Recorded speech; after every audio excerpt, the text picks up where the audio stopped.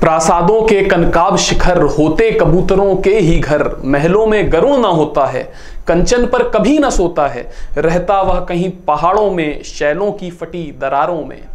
तो बाज शैलों की फटी दरारों में रहता है और कबूतर कहां? खूबसूरत से घोंसले बना करके। Hello friends, my name is Shivan Shukla and you all are watching MJ's Defense Academy. I am your history mentor and I am here to guide you regarding the history section for various UPSC examinations.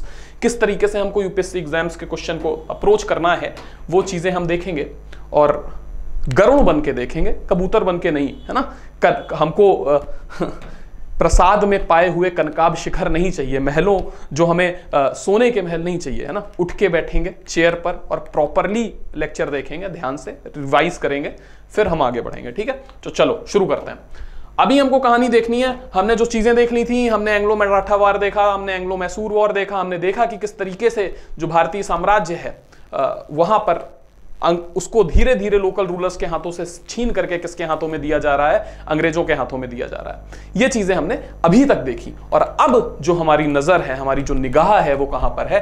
अब हमारी निगाह वहां पर है जिसके तहत अंग्रेजों ने पूरी तरीके से भारत की इकोनॉमी को ध्वस्त कर दिया, बर्बाद कर दिया। किसके तहत? भाई जो लैंड रेवेन्यू सिस्टम उन्होंने अपनाए, वो लैंड रेवेन्यू सिस्टम किस तरीके से भारत की अर्थव्यवस्था के लिए डिजास्टर साबित हुए। लैंड रेवेन्यू सिस्टम का मतलब हम समझते हैं क्या होता है, मतलब कि टैक्स प्रणाली, है ना। क्योंकि अल्टीमेट रिसोर्स क्या है, अल्टीमेट संसाधन क्या है? लैंड है। अंत में हमको जो भी चीजें मिलती है लैंड से मिलती है, तो सारे जो टैक्सेस हैं वो कहां से कलेक्ट किए जाएंगे? लैंड से कलेक्ट किए जाएंगे, ठीक है। और उस समय व्यवस्था ऐसी थी कि लैंड से ही सारे टैक्स कलेक्ट किए जाते थे, ठीक है। कौन कौन से ऐसे टैक्सेस इन्होंने इंट्रोड्यूस करे जिसने हमारी पूरी तरीके से भारतीय अर्थव्यवस्था को खा लिया? उसमें से एक था इजारेदारी सिस्टम, जिसका बहुत कम नाम हम सुनते हैं। जनरली हम परमानेंट सेटलमेंट, रेतवाड़ी और महलवाड़ी का नाम ही सुनते हैं, पर इजारेदारी सिस्टम भी इसमें से एक प्रमुख लैंड असेसमेंट था जिसके तहत भारतीय अर्थव्यवस्था पूरी तरीके से खत्म हो गई। हम स्थिति समझते हैं। देखो उस समय के भारत की स्थिति क्या हो रही थी, हम समझने की कोशिश करते हैं। इंडिया एक केंद्र था, ठीक है, ट्रेडिंग का केंद्र था। अब अंग्रेज यहां पर आ रहे हैं, यहां से ट्रेडिंग कर रहे हैं। समझने की कोशिश करना, यहां पर जो एग्रीकल्चर चलता था वो सबसिस्टेंस एग्रीकल्चर चलता था। सबसिस्टेंस एग्रीकल्चर का मतलब क्या होता है? उतना ही उगाना जितना खाना है, जिससे परिवार का काम चल जाए। थोड़ा बहुत जो सरप्लस एग्रीकल्चर होता था, हर व्यक्ति ट्रेडिंग में नहीं पड़ता था, है ना। ट्रेडर्स अलग होते थे, वो ज्यादा उगाते थे, और जो नॉर्मल इंसान था वो सबसिस्टेंस पर जीवन यापन करता था। इतनी बातें हमको क्लियर है, ठीक। अच्छा, और कुछ और व्यवस्थाएं थी। तो अगर हम उस समय की भारतीय इकोनॉमी को देखें, उस समय की भारतीय अर्थव्यवस्था को देखें, तो उसको हम मोटा मोटा दो भागों में डिवाइड कर सकते हैं, ठीक है। एक हम देख सकते हैं कि भाई रूरल इकोनॉमी है, ठीक है, यानी कि ग्रामीण अर्थव्यवस्था है, और दूसरी हम मान सकते हैं कि अर्बन इकोनॉमी है, यानी कि शहरी अर्थव्यवस्था है, ठीक। तो रूरल इकोनॉमी में क्या होगा भाई? उस समय आज से इतने साल पहले मेन चीजें क्या होंगी, कहां से इनका पेट भरेगा? तो जाहिर सी बात है कि भाई यहां पर एग्रीकल्चर होगा, ठीक है। और एग्रीकल्चर में भी क्या चीजें भाई? इसमें कल्टीवेशन तो होगा ही, खेती तो होगी, साथ साथ डेयरी फार्मिंग भी होगी, है ना। जो कैटल रियरिंग होगी वो भी होगी, है ना। तो इस तरीके की चीजों से। और शहरी व्यवस्था किस तरीके की होगी भाई? यहां पर स्कल्पचर होगा, पॉटरी मेकिंग होगी। स्कल्पचर मतलब मूर्ति कला, पॉटरी मेकिंग मतलब बर्तन बनाना, ठीक है। इसके अलावा हैंडलूम इंडस्ट्री होगी। हैंडलूम मतलब हथकरघा उद्योग में हाथ से कपड़े बनाना, जिसमें वीवर्स आ जाएंगे, बुनकर जिनको बोलते हैं, या फिर सूती वस्त्र चरखा चला के बनाते हैं, वो चीजें आ जाएंगी। तो इस तरीके की अर्थव्यवस्था थी। अब समझ के देखना, अंग्रेज में जहां से अंग्रेज आए थे यूरोप में, वहां इंडस्ट्रियल रिवॉल्यूशन आ चुका था, यानी कि उनके पास मशीन मेड गुड था, और हमारे पास जो सामान था वो हाथ से बना हुआ था। तो जाहिर सी बात है, हाथ से जो सामान बनेगा उसमें मेहनत ज्यादा लगेगी और वो महंगा मिलेगा, जबकि जो मशीन मेड गुड है वो बहुत सस्ता बिकेगा, क्योंकि बहुत तेजी से मशीन चीजें बनाएंगी, ठीक। तो अब अंग्रेज हमको मजबूर करेंगे। हम लोग प्रॉपरली इतना उगा लेते थे जितने से हमारा काम चल जाए, पर ये आके हमको मजबूर करेंगे कि नहीं, नील उगाओ। क्यों? क्योंकि नील को हमें जरूरत है इंग्लैंड में। क्यों जरूरत है? क्योंकि हम तुम्हारे यहां से जो कॉटन लेके अब समझने की कोशिश करना, हमारे यहां उगता है अच्छा कॉटन, ठीक है। अंग्रेज यहां क्यों आए थे भाई? ट्रेडिंग करने, मसाले, कॉटन, साल्ट पेपर, इसी सब चीजों के लिए ना। तो फाइन क्वालिटी का कॉटन यहां से लेके जाएंगे, ठीक। और कॉटन को रॉ मटेरियल के तौर पर यूज किया जाएगा, कच्चे माल के तौर पर यूज किया जाएगा, किसमें? इंग्लिश इंडस्ट्रीज में, ठीक है। इस कॉटन को रॉ मटेरियल के तौर पर इंट्रोड्यूस किया जाएगा। इतनी बात हमको समझ में आ गई। फिर इस कॉटन को वापस जब रॉ मटेरियल के तौर पर यूज किया जाएगा और इससे फिनिश्ड प्रोडक्ट बनाया जाएगा, यानी कपड़े बनाए जाएंगे और इसको वापस इंडिया में भेजा जाएगा। ठीक है, इस कपड़े को वापस इंडिया में भेजा जाएगा, यानी कि ये जो कॉटन इंडिया से सस्ता गया था ये अब कपड़े की फॉर्म में इंडिया में लौटा है। और जब कॉटन उगाने पर मजबूर करेंगे हमारे किसानों को ये अंग्रेज, तो इस कॉटन की मार्केट की कीमत भी नहीं देंगे, कॉटन की जो कीमत इनको मिलनी चाहिए उससे भी कम देंगे। ठीक है, और फिर जब ये इंडिया आएगा तो इसको महंगे दामों पर बेच देंगे। महंगे दामों पर मतलब जितना इन्होंने खरीदा था उससे ऊंचे दामों पर। यानी कि इंडिया में की स्थिति क्या बन रही है कि इंडिया की स्थिति यह बन रही है कि यार यहां से ड्रेन ऑफ वेल्थ हो रहा है, पैसा जा रहा है, आ नहीं रहा है। दूसरी स्थिति देखते हैं जब, अच्छा एक और चीज देखते हैं, हालांकि ये महंगा बिकेगा इन कंपैरिजन टू कि जितना सस्ता कॉटन गया था फिनिश्ड प्रोडक्ट उससे महंगा बिकेगा। ठीक है, दूसरी कंडीशन देखते हैं, जब ये कॉटन महंगा बिकेगा तो एक और कंडीशन होगी। कंडीशन क्या होगी कि भाई फिनिश्ड प्रोडक्ट यहां पर इंडिया में आके बिकेगा। चूंकि ये फिनिश्ड प्रोडक्ट, ये जो कपड़े हैं ये मशीन मेड हैं और मशीन मेड है तो ये सस्ते होंगे, यानी कि जो इंडिया की हैंडलूम इंडस्ट्री है अगर उससे कंपेयर किया जाए तो ये कपड़े जो हैं ये सस्ते हैं क्योंकि ये मशीन मेड है। यानी कि ये कपड़े इंडिया में जो बिकने वाले कपड़े हैं, सूती वस्त्र है, उससे सस्ते बिकेंगे। यानी कि इंडिया की जो फैब्रिक की इंडस्ट्री है, हैंडलूम इंडस्ट्री है, वो खत्म हो जाएगी। क्यों? क्योंकि लोग इन सामानों को खरीदेंगे जो मशीन मेड गुड है और सस्ता है। दूसरी चीज, अब यहां की जो इंडस्ट्रीज हैं उनके साथ क्या होगा, यहां की इंडस्ट्रीज के साथ क्या होगा समझने की कोशिश करते हैं। स्कल्पचर है, पॉटरी मेकिंग है, ठीक है, इन सारे लोगों से कहा जाएगा कि भाई हम तुमसे चीजें खरीदेंगे। मतलब कि कुम्हार से उसके बर्तन खरीदे गए, मूर्तिकारों से उनकी मूर्तियां खरीदी गई और वो जाके इंग्लैंड पे महंगे दामों में बेची गई और यहां से बहुत सस्ती सस्ती खरीदी गई। ठीक, तो ये देखो अब हमारी जो रूरल इंडस्ट्री है वो कैसे तबाह हो रही है, उनको कॉटन उगाने पर मजबूर किया जा रहा है। ठीक, और उसके बहुत कम दाम दिए जा रहे हैं, तो रूरल इंडस्ट्री ऐसे तबाह हो रही है। फिर उनको इंडिगो उगाने पर मजबूर किया जा रहा है और उसके बहुत कम दाम दिए जा रहे हैं। रूरल इंडस्ट्री यानी ग्रामीण जो इंडस्ट्री है वो तबाह हो रही है। अर्बन इंडस्ट्री कैसे तबाह हो रही है, उनसे सस्ते दामों पर रॉ मटेरियल खरीद के महंगे दामों में उन्हीं को चिपका दिया जा रहा है और इससे जो इंडियन गुड है उसकी डिमांड कम हो रही है और जो अर्बन इंडस्ट्रीज है वो भी खत्म हो रही है और इंडिया की इकोनॉमी पूरी तरीके से खत्म हो रही है और ब्रिटेन बस डोमिनेट कर रहा है इंडिया के अंदर। ठीक, ग्रामीण अर्थव्यवस्था का एक दूसरा चेहरा भी है। क्या सिर्फ हम उनसे वो हमसे नील उगवा रहे हैं या वो हमसे कॉटन उगवा रहे हैं और सस्ते दामों पर खरीद रहे ले रहे हैं इसीलिए हमारी इंडस्ट्री बर्बाद हो जा रही? नहीं, इंडस्ट्री बर्बाद होने के कुछ और कारण है और वो कारण क्या है जो यहां पर लिखे हुए हैं, उनका लैंड रेवेन्यू सिस्टम। ठीक, लैंड रेवेन्यू सिस्टम का मतलब यह है कि हमसे इतने हाई रेट पर टैक्सेस चार्ज किए जाएंगे, माने कि हमसे तुम कॉटन उगवा रहे हो और कॉटन सस्ते दामों में खरीद ले रहे हो। ठीक, यानी मेरे पास पैसा ही कमाया, लेकिन अब तुमको टैक्स भी चाहिए और टैक्स तुम बहुत हाई लगा दे रहे हो, इतने हाई टैक्स लगा दे रहे हो जितना तो हम कमा भी नहीं रहे हैं। तुम हमको कॉटन बहुत सस्ते में खरीद रहे हो पर हमको तो वो हाई टैक्स देना पड़ेगा, हम कहां से देंगे, हमारे पास तो पैसा ही नहीं है। तो हम जाएंगे मनी लेंडर के पास, जमींदार के पास, साहूकार के पास और हम उससे उधार लेंगे, लोन लेंगे, बहुत मोटे इंटरेस्ट पर वो लोन लेंगे और उससे हम टैक्स चुकाएंगे। क्या खाएंगे हम और क्या खाएगा हमारा परिवार? बात समझ में आ रही है? इस स्थिति के बाद अब वो साहूकार जिंदगी भर, चूंकि हम पढ़े लिखे नहीं हैं, यहां के किसान पढ़े लिखे नहीं थे, तो वो जो साहूकार है वो जिंदगी भर हमसे क्या लेता रहेगा?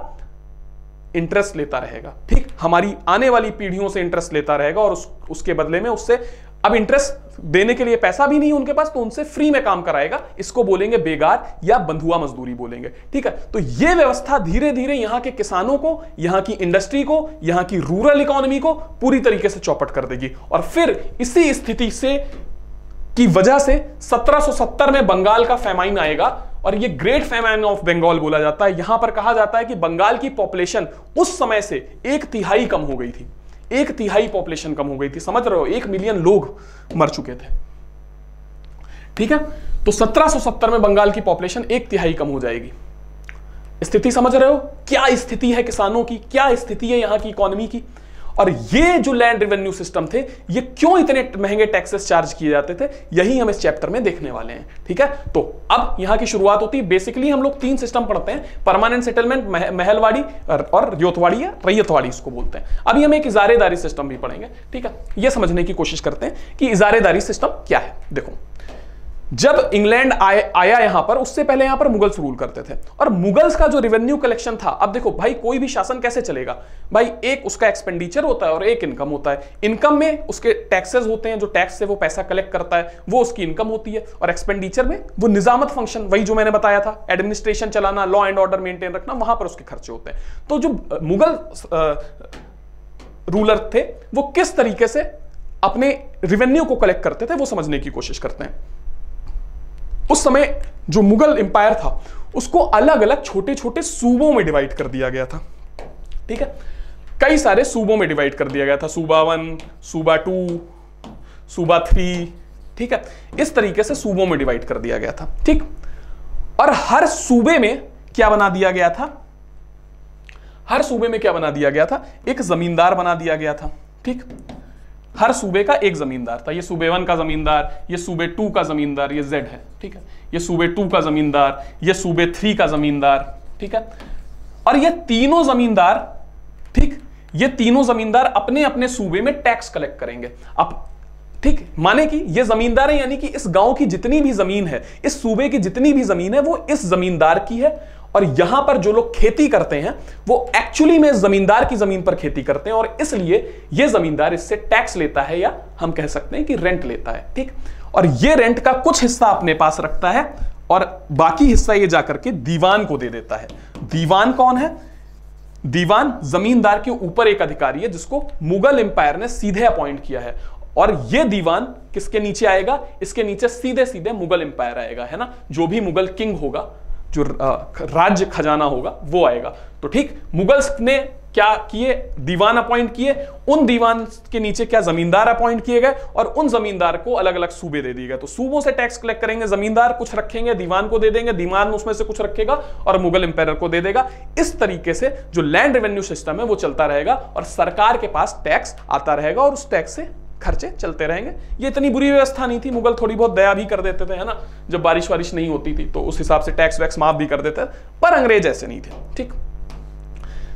अगर हम इजारेदारी सिस्टम देखें तो इसको 5 ईयर सेटलमेंट्स भी बोलते हैं, ठीक है, 5 ईयर सेटलमेंट बोलते हैं, या इसको फार्मिंग सिस्टम भी बोलते हैं। क्या व्यवस्था हुई? देखो, अंग्रेज आए तो अंग्रेजों ने कहा कि यार एक काम करो, इस दीवान को हटाओ, ठीक है, और दीवान की जगह रखो कौन? ब्रिटिश ऑफिशियल्स रखो, ठीक है, जमींदारों को हटाओ, उनकी जगह ब्रिटिश ऑफिशियल्स रखो। और वो ब्रिटिश ऑफिशियल्स क्या करेंगे? जमींदार को हटाएंगे, दीवान को हटाएंगे, और उनकी जगह ले लेंगे ब्रिटिश ऑफिशियल, और सारी व्यवस्था वैसे ही चलती रहेगी। माने अब वो टैक्स कलेक्ट करेंगे, ठीक है।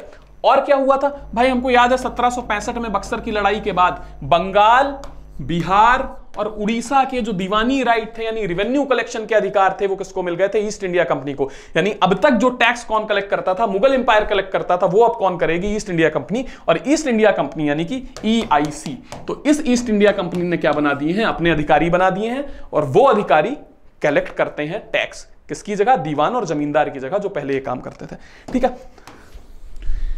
इससे क्या हुआ? इससे स्थिति ये बनी, 1771 आते आते ये स्थिति बनी कि भाई बंगाल से बहुत ज्यादा टैक्स आना शुरू हो गया, बहुत ज्यादा टैक्स। लेकिन ये टैक्स का बर्डन किस पर पड़ रहा था? क्योंकि ये बहुत हाई चार्जेस लेते थे, बहुत हाई रेट पर टैक्सेस लेते थे किसानों से, और इनको मतलब नहीं था कि किसानों की स्थिति आती कैसी हो रही है। इसीलिए जो अमर्त्य सेन नाम के भारत के एक इकोनॉमिस्ट हैं, उन्होंने 1770 के फैमाइन को पता है क्या बोला? उन्होंने बोला ये मैन मेड फैमाइन था, जो इंग्लिश की वजह से आया था, इनकी हरकतों की वजह से आया था, ठीक है। तो ये 1770 का फैमाइन जो था, ये मैन मेड फैमाइन था, इसको ऐसा अमर्त्य सेन ने बोला है, ठीक है। तो 1771 में वॉरेन हेस्टिंग्स गवर्नर जनरल बनता है, और वॉरेन हेस्टिंग्स को यह बात समझ में आती है कि यार इससे तो किसानों की स्थिति बहुत बुरी हो रही है, और किसानों की स्थिति बुरी हो रही है तो रिवोल्ट जैसी स्थितियां उत्पन्न हो सकती हैं, विद्रोह जैसी स्थितियां उत्पन्न हो सकती हैं। फाइनली 1772 में यह एक व्यवस्था शुरू करता है, और इस व्यवस्था को बोलते हैं इजारेदारी सिस्टम, ठीक है, इजारेदारी सिस्टम। और यह कहता है कि लैंड का असेसमेंट किया जाएगा, यानी कि लैंड का नापा जोखी करी जाएगी हर 5 साल में, और उस आधार पर रेवेन्यू तय किया जाएगा कि किससे कितना रेवेन्यू कलेक्ट करना है, ठीक है। खैर, इस व्यवस्था से भी कुछ बहुत खास फायदा हुआ नहीं, क्योंकि किसानों की स्थिति जस की तस रही, ठीक है। हां, ये यहां पर यह भी करता है कि यहां पर वापस से जमींदारों को लगा देता है, ठीक, जमींदारों को लगा देता है वो टैक्स कलेक्ट करने के लिए, पर इससे कोई फायदा नहीं हुआ, स्थिति जस की तस रही, ठीक है। फाइनली 1777 आते आते इसको ये रियलाइज हो जाता है कि भाई इंग्लिश के का कोई बहुत खास फायदा हुआ नहीं इससे, और ना किसानों का कुछ खास फायदा हुआ। तो इस व्यवस्था को 1770 में वो क्या कर देता है कि अभी हमने बोला था ना कि हर 5 साल में लैंड का असेसमेंट किया जाएगा, तो क्या इसमें एक चेंज करता है और कहता है कि लैंड का असेसमेंट अब हर 5 साल में ना हो करके हर 1 साल में हो जाएगा। ठीक है, ठीक। तो ये व्यवस्था थी क्या, इजारेदारी व्यवस्था थी। तो समझ आ रहा है इजारेदारी व्यवस्था में क्या हुआ। कुछ इसके जो इंपॉर्टेंट पॉइंट्स हैं ये हमको समझने हैं कि 5 साल के लिए व्यवस्था बनाई गई थी, ठीक है, बाद में इसको 1 साल के लिए कर दिया गया था। ठीक है, यहां पर कंपनी को बहुत फायदा हुआ, मतलब कि जो अभी तक 80 लाख के लगभग रेवेन्यू हर साल कलेक्ट होता था, ये रेवेन्यू बढ़ के 147 लाख पहुंच गया, 147 लाख पहुंच गया। 147 लाख, 80% की लगभग जंप। ठीक, कितनी गजब की जंप थी भाई। ठीक है, लेकिन इसके जो रिपरकर्शंस थे वो बहुत बुरे थे। बंगाल फाइमाइन में वो चीजें हमको दिखी। इसका नतीजा क्या था, बंगाल का अकाल था जिसमें कई सारे लोग मारे गए। ठीक है, इस बात से काफी थू-थू हुई ब्रिटिश सरकार की, और इन्होंने कहा कि भाई अब जो शासन था वो लगभग कॉर्नवालिस का टाइम आ गया था, और ये वक्त था 1793 का, जब इन्होंने कहा नहीं, हम यहां पर इंट्रोड्यूस करने वाले हैं क्या, परमानेंट सेटलमेंट, और ये जो इजारेदारी सिस्टम है इसको खत्म करेंगे। ठीक, तो हम देखते हैं ये परमानेंट सेटलमेंट की कहानी क्या थी। 1789 में कॉर्नवालिस ने लैंड रेवेन्यू सेटलमेंट को इंट्रोड्यूस किया लगभग 10 साल के लिए, कि हर 10 साल में लैंड का असेसमेंट किया जाएगा और हम रेवेन्यू लेंगे। ये बात कब 1789 की है, लेकिन 1793 आते आते, ठीक है, 1793 आते आते देखो यहां पर क्या, इस व्यवस्था को समझने की कोशिश करो। ये एक बड़ा पार्ट ऑफ लैंड है, ठीक है, और इस लैंड का मालिक किसको, इसमें कई सारे छोटे छोटे खेत हैं। ठीक है, कई सारे छोटे छोटे खेत है, ये कोई गांव मान लो, कोई सूबा मान लो, जैसा तुमको लगे वैसा मान लो। ठीक है, तो यहां पर ये कई सारे छोटे छोटे से खेत हैं जिनके साइजेस अलग अलग है, और इन खेतों का मालिक किसको बना दिया। ऐसे कई सारे खेत हैं इंडिया में, ऐसे कई सारे। ये जो जगह, ये जो बड़ा वाला बॉक्स है, इसको हम क्या बोलेंगे, ठीक है, इसको हम क्या बोलेंगे, इसको हम एक रीजन मानेंगे, एक टेरिटरी मानेंगे। ये हमने इसका मालिक किसको बना दिया, जमींदार को। इसमें कई सारे छोटे छोटे खेत हैं, ये सारे। अब चूंकि जब ये जमीन ही पूरी जमींदार की हो गई, तो जो लोग इस पर खेती कर रहे हैं वो क्या हो गए, वो टेनेंट हो गए, किसान हो गए। ठीक, यानी कि जमींदारों को इस व्यवस्था के अंदर क्या बना दिया गया, ओनर बना दिया गया। ठीक है, ओनर बना दिया गया, और कहा गया कि 10 साल में, ठीक है, हर 10 साल में ये जो लैंड रेवेन्यू सिस्टम है इसको हम चेंज करेंगे, इसका एसेस करेंगे, असेस करके हम देखेंगे, प्रॉपर निरीक्षण करेंगे, और फिर देखेंगे क्या इसमें सुधार की गुंजाइश है, और होगी तो हम करेंगे। ठीक, ये कब तय हुआ, 1789 में, और 1793 तक कहानी अच्छी चलती रही। लेकिन 1793 आते आते कॉर्नवालिस को एक बात समझ में आई, उसको एक बात समझ में आई कि यार ये जो ह्यू एंड क्राई मचता है, हर बार अकाल पड़ता है, किसानों की बुरी स्थिति होती है, तो ऐसा क्यों होता है। क्योंकि हमको भी प्रॉपर रेवेन्यू चाहिए, हमको भी प्रॉपर पैसा चाहिए, किसानों को भी प्रॉपर फसल चाहिए, तो सबको जब अच्छे से चीजें चाहिए तो अच्छे से हो क्यों नहीं रही हैं। तो उसको समझ में आया कि ये जो जमीनें हैं ना, ये जो खेत में जमीनें हैं ना, इनमें काफी सालों से इन्वेस्टमेंट ही नहीं हुआ है। भाई तुम कोई भी चीज लेके आओगे, तुमको इन्वेस्टमेंट करना पड़ेगा, यानी कि इस जमीन की प्रोडक्टिविटी बढ़े तो बढ़े कैसे, इसकी फर्टिलिटी बढ़े तो बढ़े कैसे, क्योंकि जितना भी रेवेन्यू आता था वो ईस्ट इंडिया कंपनी अपने पास रख लेती थी, बाकी जमींदार अपने पास रख लेते थे। तो इसने कहा कि यार इस पैसे को री इन्वेस्ट करना चाहिए इस जमीन के अंदर। ठीक है, री इन्वेस्ट करना चाहिए, इसमें से मतलब थोड़ा पैसा तो कुछ तो री इन्वेस्ट करो जिससे फर्टिलिटी बढ़े, इरिगेशन में खर्चा करो, इरिगेशन मतलब सिंचाई में खर्चा करो, ठीक है, प्रॉपर ट्रैक्टर दो हल वल के लिए, है ना, किसानों को, तो इस तरीके से थोड़ा इन्वेस्टमेंट तो करो। तो ये सोच के इसने क्या किया, इसने जो परमानेंट ये जो सेटलमेंट था जिसको 10 साल के लिए किया था, इसको परमानेंट कर दिया कि आज के बाद इतना ही टैक्स हम जमींदारों से मांगेंगे हर टेरिटरी के लिए। आज के बाद इतना ही टैक्स जमींदारों से हर टेरिटरी के लिए हम मांगेंगे, यानी उसको क्या कर दिया गया, फिक्स कर दिया, है ना, उसको एक फिक्स कर दिया। लेकिन जाहिर सी बात है जब अंग्रेज इसको फिक्स करेंगे तो कोई छोटा मोटा अमाउंट तो करेंगे नहीं, तो इन्होंने बहुत ज्यादा अमाउंट फिक्स कर दिया। ठीक है, क्योंकि बार बार इसको रिवाइज करने की तो कोई गुंजाइश है नहीं हर साल या हर 10 साल में, तो इसको इसने बहुत ऊंचे दामों पर फिक्स कर दिया। अच्छा, अब जमींदार को ओनर बना दिया गया, और ये ऐसे वैसे ओनर नहीं थे, ये हेरिडेटरी ओनर थे। इसका मतलब ये अनुवांशिक ओनर थे। ठीक है, अनुवांशिक, है ना, यानी कि जमींदार का जो बेटा है वो जमींदार बनेगा। ठीक, उसकी ओनरशिप जो लैंड की है वो जमींदार के बेटे को ट्रांसफर हो जाएगी। दूसरी चीज क्या है, जमींदार चूंकि ओनर है इस लैंड का, तो इस लैंड को बेच भी सकता है किसी दूसरे जमींदार को, सेल और परचेज भी कर सकता है। इस तरीके की चीजें थोड़ा देखने को मिलने लगी। ठीक है, अब अगली चीज क्या थी कि भाई जो स्टेट है, स्टेट कौन है, यहां पर स्टेट का मतलब राज्य नहीं है, बंगाल पंजाब पाकिस्तान वाला राज्य नहीं है। देखो स्टेट का एक मीनिंग होता है, स्टेट का मीनिंग एक तो आसान सेंस में तो मैं तुमको समझा देता हूं, कंट्री को भी स्टेट कई बार बोलते हैं, लेकिन अब एक्चुअल मीनिंग समझो। स्टेट का मतलब होता है देखो जैसे भारत एक देश है, ठीक है, तो भारत में कई बार ऐसा बोलते हैं कि ये स्टेट का डिसीजन है, किसी व्यक्ति को फांसी स्टेट दे सकता है। तो स्टेट का मतलब ये नहीं कि पंजाब दे सकता है, बिहार दे सकता है। जब हम कह रहे हैं किसी व्यक्ति को फांसी स्टेट दे सकता है, तो हम बात कर रहे हैं सरकार की, वो भी पर्टिकुलरली सरकार की नहीं, इसमें भी पेंच है, समझो। स्टेट का मतलब है वो जगह जहां पर डिसीजन लेने की पावर कंसंट्रेटेड है, जहां पर डिसीजन लेने की पावर फोकस्ड है, जहां पर डिसीजन लेने की पावर टिकी हुई है, वो जगह स्टेट कहलाई जाती है। जैसे कि सुप्रीम कोर्ट क्या है, स्टेट है। ठीक है, जैसे कि जो सरकारी बैंक है वो स्टेट है, पुलिस क्या है, पुलिस क्या है, स्टेट है। ठीक है, तो ये सारी चीजें जो सरकार से जुड़ी हुई हैं, जो डिसीजन लेती हैं, वो क्या है, वो स्टेट है। तो बात समझ में आई। और ये पूरा इन सारी चीजों का एक ऑर्गेनाइजेशन, इनको मिला लोगे एक साथ तो ये स्टेट बनता है। ठीक, तो यहां पर कहानी देखो कि स्टेट का कोई डायरेक्ट कांटेक्ट नहीं था पीजेंट के साथ। ठीक है, यानी समझो कि अभी तक अंग्रेजों को यह समझ में आ गया था कि जमींदार मुगलों के टाइम भी पैसा कलेक्ट करते थे, और बीच में हमने अंग्रेज ऑफिसर्स को लगा के देख लिया, उससे कोई फायदा नहीं हुआ, उन्होंने अपनी जेबें भर ली और किसानों की लोकल कंडीशन को नजरअंदाज किया, उसको समझ नहीं पाए, और इसलिए 1770 का फायमाइन पड़ा। तो इसलिए जमींदारों को रखना बीच में बहुत जरूरी था। क्यों? क्योंकि अगर जमींदार रहेंगे तो कम से कम जमींदार टॉप क्लास से आते हैं, सोसाइटी के ऊंचे वर्ग से आते हैं, उच्च वर्ग से आते हैं, कुलीन वर्ग से आते हैं। तो जमींदारों के होने का मतलब क्या है? जमींदारों के होने का मतलब यह है कि ये लॉयल रहेंगे, ये वफादार रहेंगे, किसके लिए? अंग्रेज सरकार के प्रति। तो अगर कभी किसान विद्रोह करेंगे भी ना, तो जमींदार तो है ना लॉयल्टी दिखाने के लिए, ठीक है, वो उस चीज को हैंडल कर लेंगे। दूसरी चीज क्या है कि भाई अंग्रेज अगर ऑफिसर्स रखते हैं तो उसमें भी पर्याप्त अंग्रेजों का खर्चा होता है। एक एक एक्सपर्ट रखो, वो जाए लैंड असेसमेंट करे, उसको सैलरी दो। तो इससे अच्छा जमींदारों को रख लो। और वो ऑफिसर करप्ट भी थे, तो जमींदार ही थोड़ा स्थिति को समझ के पैसा कलेक्ट कर लें और वो लाके हमको दे दें। कुछ शेयर जमींदार अपने पास रख लें और कुछ हमको ला करके दे दे। यानी जो स्टेट है, स्टेट यहां पर कौन है? स्टेट है अंग्रेजी सरकार। तो अंग्रेजी सरकार का किसानों के साथ कोई सीधा कॉन्टैक्ट नहीं है। अंग्रेजी स्टेट किसके पास जाएगा? यानी कि ब्रिटिश किसके पास जाएंगे? जमींदार के पास, और जमींदार लेंगे पीजेंट से टैक्स। ये पीजेंट जो टेनेंट है या किराएदार है इसकी लैंड पर, ठीक है। आगे की कहानी देखते हैं। ठीक, अब कंपनी कितना शेयर लेगा ये परमानेंटली फिक्स हो चुका है, लेकिन ध्यान रखना जमींदार का शेयर परमानेंटली फिक्स नहीं है कि हर साल कंपनी को उतना ही शेयर देना है। जमींदार उतना ही पैसा कलेक्ट करके कंपनी को देगा ही देगा। आगे की कहानी देखते हैं, ठीक है।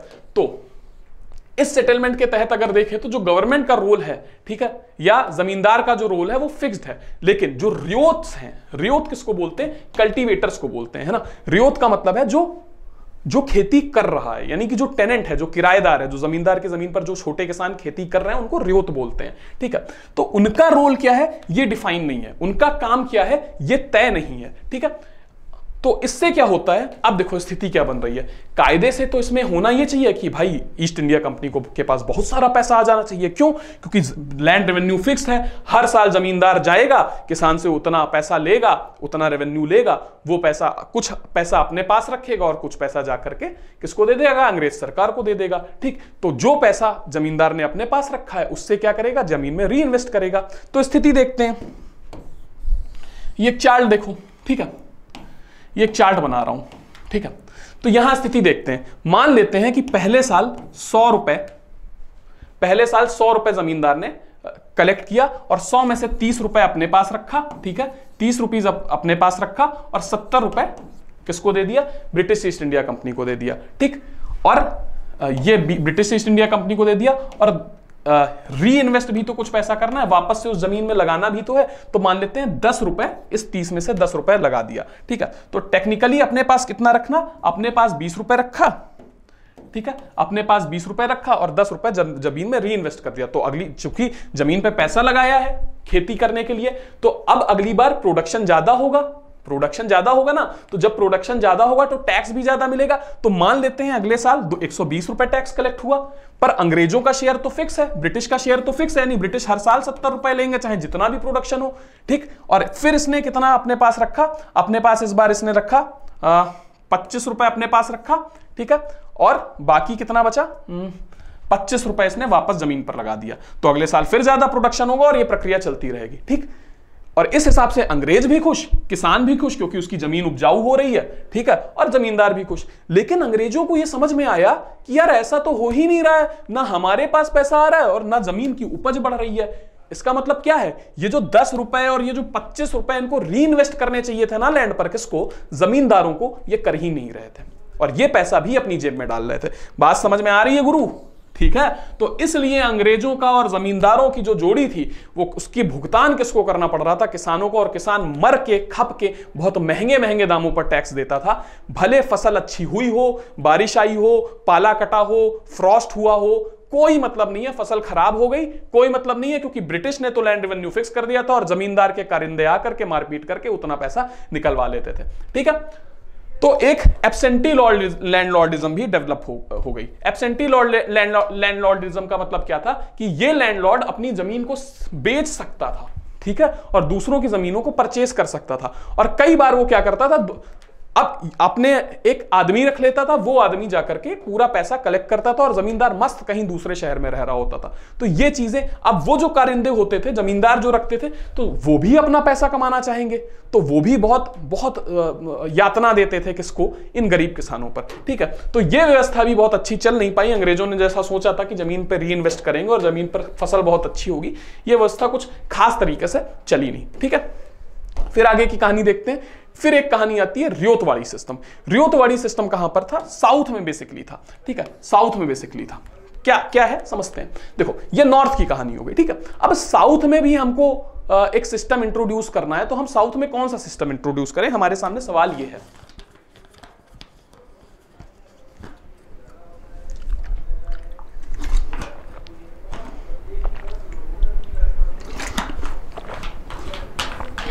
ठीक, तो नॉर्थ में तो ये चल रहा था परमानेंट सेटलमेंट, साउथ में क्या करें। अच्छा, इसमें एक और चीज थी परमानेंट सेटलमेंट में, जमींदार पर भी तलवार लटकती रहती थी। जमींदार को जिस दिन डेट फिक्स है उसी दिन टैक्स भरना है अंग्रेजों को, और नहीं भरेगा तो उसको जमीन से एविक्ट कर दिया जाएगा, हटा दिया जाएगा, उससे जमीन छीन ली जाएगी, ठीक है। और जिस दिन डेट दी गई है उस डेट में सूर्यास्त से पहले उसको पैसा देना होता था, और इसलिए इस लॉ को सनसेट लॉ भी बोलते थे, ठीक है, सनसेट लॉ भी बोलते थे। किसको, ये जो ऊपर पढ़ाया ना अभी परमानेंट सेटलमेंट। फिर रियोतवाड़ी सिस्टम था। रियोतवाड़ी सिस्टम क्या था, देखो एंग्लो मैसूर वॉर खत्म हो चुका था, दूसरा कब 1792 में तीसरा एंग्लो मैसूर वॉर शुरू हुआ, और उसके बाद स्थिति क्या बनने लगी साउथ के अंदर, ये हम देखने की कोशिश करते हैं। एंग्लो मैसूर वॉर खत्म हुआ और वहां पर मैं नाम लेता हूं, दो नाम याद रखो, अलेक्जेंडर रीड, ठीक है, पहला नाम है अलेक्जेंडर रीड और दूसरा नाम है थॉमस मुनरो, ठीक, इन दोनों नामों को याद कर लो, ठीक है। अब कहानी में आगे बढ़ाता हूं, ठीक है। कहानी क्या है कि भाई साउथ में परमानेंट सेटलमेंट इंट्रोड्यूस करने की बात हुई कि साउथ में भी हम परमानेंट सेटलमेंट इंट्रोड्यूस करते हैं, लेकिन साउथ में ऐसा सिस्टम नहीं था, क्योंकि मुगल तो कभी साउथ में पहुंच ही नहीं पाए थे, दक्कन रीजन तो मुगल कभी जीत ही नहीं पाए थे ना। तो मुगल में दूसरे राजा होते थे और वहां पर ऐसे जमींदार नहीं होते थे, है ना, जैसे यहां पर जमींदार होते थे वहां पर जमींदार नहीं होते थे। तो टैक्स कौन कलेक्ट करेगा, यहां तो परमानेंट सेटलमेंट में हमने जमींदारों से टैक्स कलेक्ट करवा दिया, वहां पर टैक्स कौन कलेक्ट करेगा।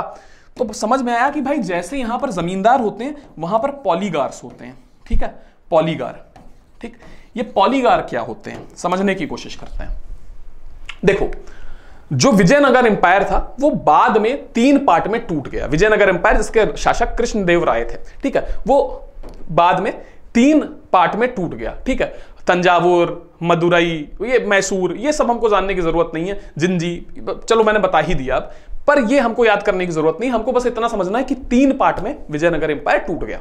तो 3 पार्ट में जब विजयनगर एम्पायर टूटा तो हुआ क्या, देखते हैं कि भाई जैसे मदुरई मैंने बोला ना, सॉरी मैसूर, ठीक है, मैसूर, तंजावुर, ठीक है, और एक जगह और है जिंजी, ठीक है।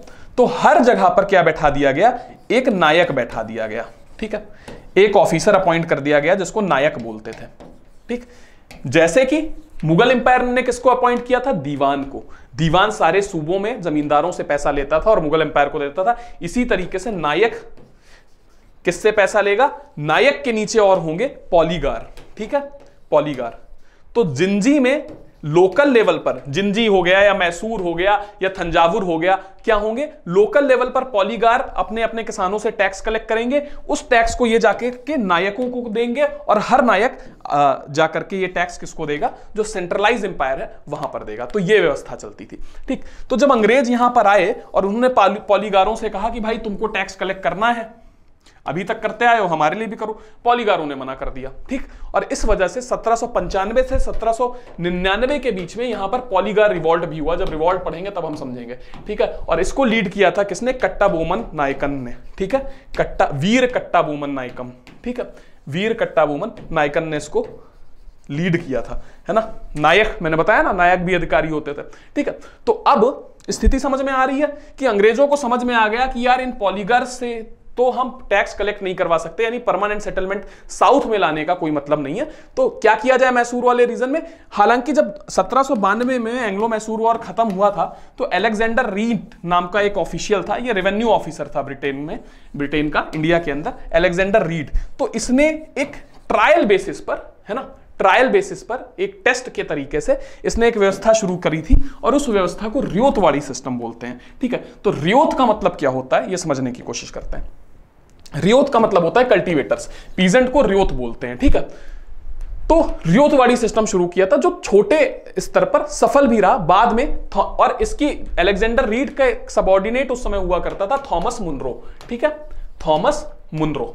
ठीक, तो बाद में ये थॉमस, जब अलेक्जेंडर रीड ने यहां पर तीसरे एंग्लो मैसूर वॉर के बाद ये व्यवस्था शुरू की थी तो थॉमस मुनरो इसका सबऑर्डिनेट था।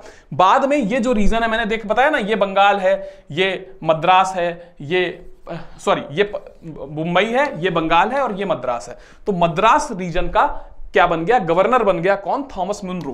तो उसने कहा यार अब ये अच्छा मौका है और अब हम अलेक्जेंडर रीड सर के साथ जो हमने व्यवस्था शुरू की थी रैयतवाड़ी सिस्टम या रोतवाड़ी सिस्टम, वही लागू कर देते हैं महाराष्ट्र के अंदर, क्योंकि यहां पर तो परमानेंट सेटलमेंट पॉलीगार्स की वजह से लाना बहुत मुश्किल है। हालांकि कुछ जगह पर परमानेंट सेटल मद्रास में हो गया था पर ज्यादातर जगहों में नहीं हो पाया था। क्या था रोतवाड़ी सिस्टम? देखो, जो लैंड ओनरशिप थी, परमानेंट सेटल में ओनरशिप किसके पास थी? लैंड का मालिकाना हक किसके पास था? जमींदारों के पास। यहां पर किसानों के पास था। ठीक है, जमींदारों के पास नहीं था। दूसरा, इसको फील्ड असेसमेंट सिस्टम भी बोलते हैं। ठीक, तो खेतों पर जा करके फील्ड को असेस किया जाता था कि क्या प्रोडक्शन हो सकता है, क्या संभावनाएं, उस आधार पर यह तय किया जाता था। 1792 में इसको अलेक्जेंडर रीड ने स्टार्ट किया था ट्रायल बेसिस पर, यह बात मैंने बता दी, जिसको थॉमस मुनरो ने 1801 से कंटिन्यू किया। 1820 आते आते, ठीक है, सिचुएशन ऐसी हो गई कि थॉमस मुनरो ने जब मद्रास का गवर्नर बना तो रियोतवाड़ी सिस्टम को पूरी तरीके से लागू कर दिया। ठीक, तो अंतर क्या है? लगभग सिस्टम वही है। ठीक है, और यहां पर फिक्स नहीं है सिस्टम। ठीक है, फिक्स नहीं है, समय समय पर फील्ड लैंड असेसमेंट किया जाएगा। और क्योंकि वो जो समस्याएं हुई थी परमानेंट सेटलमेंट में, वो यहां आने देना नहीं चाहते थे अंग्रेज। ठीक है, और वो चाहते भी थे कि भाई जो परमानेंट सेटलमेंट है वो मद्रास में ना ही लागू हो। क्यों? क्योंकि वहां पर लैंड रेवेन्यू फिक्स कर दिया था, प्रॉफिट ज्यादा जमींदार कमाते थे, किसानों का शोषण होता था और ईस्ट इंडिया कंपनी फायदे में होती नहीं थी। ठीक है, तो इसलिए रियोतवाड़ी सिस्टम इंट्रोड्यूस हुआ। फिर बारी आती है किसकी? महालवाड़ी सिस्टम की। ठीक है, महालवाड़ी क्या होता है? देखो, ठीक है, ये खेत हैं, ये छोटी छोटी टेरिटरीज हैं, ये उनमें खेत हैं। ठीक है, तो ऐसी कई सारी टेरिटरीज हैं और हर टेरिटरी में छोटे या बड़े कई सारे खेत हैं। ठीक है, तो ऐसी एक टेरिटरी को क्या बोला जाएगा? महाल बोला जाएगा। महल नहीं, महाल बोला जाएगा। ठीक है, ठीक, यानी कि हम ये मान सकते हैं कि एक गांव को महाल बोला जाएगा। ठीक, एक गांव को महाल बोला जाएगा। ठीक है, तो बंगाल, बिहार, उड़ीसा में तो खैर परमानेंट सेटलमेंट लागू हो गया और यूपी के भी कुछ जगहों में लागू हो गया, पर बाकी जगहों में ये जब हुआ कि भाई परमानेंट सेटलमेंट लागू करें तो भाई ये हो नहीं पाया, क्योंकि उस समय हॉल्ट मैकेंजी नाम का एक रेवेन्यू ऑफिसर हुआ करता था। हॉल्ट मैकेंजी, ठीक है, हॉल्ट मैकेंजी नाम का एक रेवेन्यू ऑफिसर हुआ करता था। उसने कहा यार ये यहां पर पॉसिबल नहीं है, नॉर्थ इंडिया की बाकी जगहों पर पॉसिबल नहीं है, क्योंकि यहां पर विलेज असेंबली होती है। विलेज असेंबली का मतलब है ग्राम सभा, है ना। पंचायती राज जब पढ़ते हो पॉलिटी में तो वहां ग्राम सभा का जिक्र आता है। ग्राम सभा में गांव के सभी लोग होते हैं और वो मिलकर डिसाइड करते हैं कि व्यवस्था को कैसे करना है।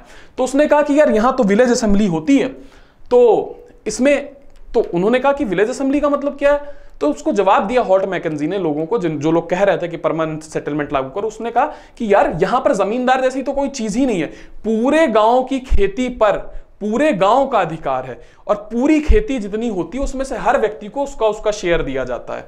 तो बोले अच्छा, तो ये लोग टैक्स अभी तक कैसे देते थे। तो उन्होंने बोला कि जो मुखिया था या विलेज हेडमैन था, वो पूरे महल को यानी कि पूरे गांव को एक यूनिट मानता था, एक इकाई मानता था और वहां से जितना टैक्स आता था वो पे करता था। तो मैकेंजी ने कहा कि और यही व्यवस्था ठीक भी है। तो क्या किया गया भाई, हर गांव को एक महल बनाया गया, ठीक है। इसमें चाहे कितने भी खेत हो छोटे बड़े, उससे मतलब नहीं है, सबका इस पूरे महल का असेसमेंट किया गया। इसके अलावा दूसरा महल ये है, इसका असेसमेंट किया गया। और हर महल मतलब एक विलेज का एक महल, ठीक है। एक विलेज मतलब एक महल, और हर महल से जितना भी पैसा आएगा वो इकट्ठा किया जाएगा और वो पैसा किसको दे दिया जाएगा, ब्रिटिश ईस्ट इंडिया कंपनी को दे दिया जाएगा। ये महलवाड़ी सिस्टम है, ठीक है। बात समझ में आई महलवाड़ी सिस्टम में, ठीक है। कई बार क्या होता था कि एक से ज्यादा महल यानी जब कई बार गांव छोटे होते थे तो एक से ज्यादा महल या एक से ज्यादा गांवों को मिलाकर के एक महल बनाया जाता था, ठीक है। तो ये पूरी व्यवस्था थी। देख लेते हैं, Mahalwari system was the synthesis of zamindari system and ryotwari system. तो देखो, जमींदारी सिस्टम और रियोतवाड़ी सिस्टम का एक तरीके से सिंथेसिस है, यानी कि मिक्सचर है। कैसे मिक्सचर? ऐसे है कि भाई रियोतवाड़ी सिस्टम में कई सारे रियोत थे, है ना। हर रियोत, पूरे गांव में कई सारे रियोत थे, ठीक है। कई सारे रियोत थे, ये खुद ही टैक्स देते थे। यहां पर भी कुछ ऐसी व्यवस्था है, लेकिन कई सारे कल्टीवेटर हैं पर उसको एक महल माना जा रहा है। इसी तरीके से परमानेंट सेटलमेंट का भी ये सिंथेसिस है। किस तरीके से परमानेंट सेटलमेंट का कैसे सिंथेसिस है, एक मिनट, ठीक है। क्योंकि वहां पर टैक्स कौन कलेक्ट करता था, जमींदार, ठीक है। तो डायरेक्ट कॉन्टैक्ट कंपनी के बीच में और किसानों के बीच में वहां भी नहीं था, यहां भी नहीं है। यहां पर मुखिया डायरेक्ट कंपनी को टैक्स पे करेगा कलेक्ट करके, है ना। तो इस सिस्टम में जो लैंड है वो महल्स में डिवाइड कर दिया जाता था। हर महल में एक या उससे ज्यादा विलेज होते थे। जो ओनरशिप है वो किसानों के पास ही रहेगी, ठीक। सिर्फ परमानेंट सेटलमेंट पे ओनरशिप जमींदार के पास जाएगी, बाकी सब में जो ओनरशिप है वो किसानों के पास ही रहेगी, ऐसा हम देख पा रहे हैं, ठीक। रियोतवाड़ी सिस्टम में भी रियोत्स के पास यानी पीजेंट्स के पास ही रहेगी, ठीक है। विलेज कमेटी को टैक्स कलेक्शन करने की जिम्मेदारी दी गई, यानी ग्राम सभा को टैक्स कलेक्ट करने की जिम्मेदारी दी गई है और टैक्स लिया जाएगा किससे, विलेज हेडमैन से। इसी के साथ हमारे जितने भी ये लैंड रेवेन्यू सिस्टम है, ये कहानी हमारी खत्म होती है, ठीक है। ये पूरा आप लोग देख लीजिएगा, रिवाइज जरूर कर लीजिएगा। और अब हम क्वेश्चंस पे आते हैं। तो पहली चीज सवाल है कि हु इंट्रोड्यूस द इजारेदारी system according to which the right to collect revenue was given to the highest bidder for a period of 5 year, ठीक है। तो 5 साल के लिए व्यवस्था आई थी इजारेदारी, और मैंने बताया था इसको बाद में 1 साल कर दिया गया था। गवर्नर जनरल था उस समय वॉरेन हेस्टिंग्स। क्यों? क्योंकि 1772 में व्यवस्था आई थी और वॉरेन हेस्टिंग कलकत्ता का गवर्नर जनरल बना था 1771 में, ठीक है। बात समझ में आई, ठीक। तो इसका जवाब है वॉरेन हेस्टिंग। सवाल नंबर 2 क्या कहता है कि which of the following about Ryotwari settlement is are correct. इनमें से कौन सी बातें रियोतवाड़ी सेटलमेंट के बिहाफ पर करेक्ट है। बातें देखते हैं कि भाई इसने रिकॉग्नाइज कर लिया, इसने कल्टीवेटर्स को ओनर मान लिया, ठीक। क्या कल्टीवेटर्स को रियोतवाड़ी सिस्टम में ओनर माना गया था? मान लिया गया था, रियोत ही ओनर माना जाएगा। क्या ये टेम्परेरी सिस्टम था? रुको देखते हैं। तो पहला पॉइंट तो सही है, तो जहां जहां पहला आएगा वो सही है, यानी ये वाला गलत है। फिर तीसरा क्या, it was introduce later than permanent settlement, ठीक। ये परमानेंट सेटलमेंट के बाद में इंट्रोड्यूस किया गया, क्या, रियोतवाड़ी सिस्टम, ठीक है। तो परमानेंट सेटलमेंट जाहिर सी बात है 1793 में इंट्रोड्यूस किया गया था, तो ये बाद में इंट्रोड्यूस भी किया है, यानी 1 और 3 सही है। तो 1 और 3 हमको कहां कहां दिख रहे हैं भाई, ये दिख रहा है एक 1 और 3, एक और ये 1 और 3 दिख रहा है। क्या ये टेम्परेरी सेटलमेंट था? हाँ, लगभग 30 साल चला फिर बंद हो गया, है ना। तो आंसर इसका 1, 2, 3 है। ये हम देख ही चुके हैं कि ये टेम्परेरी सेटलमेंट था, ठीक है। आगे की कहानी देखते हैं। Which of the following statements regarding permanent settlement is are correct. Permanent settlement के बारे में कौन सी बातें सही हैं, ठीक है।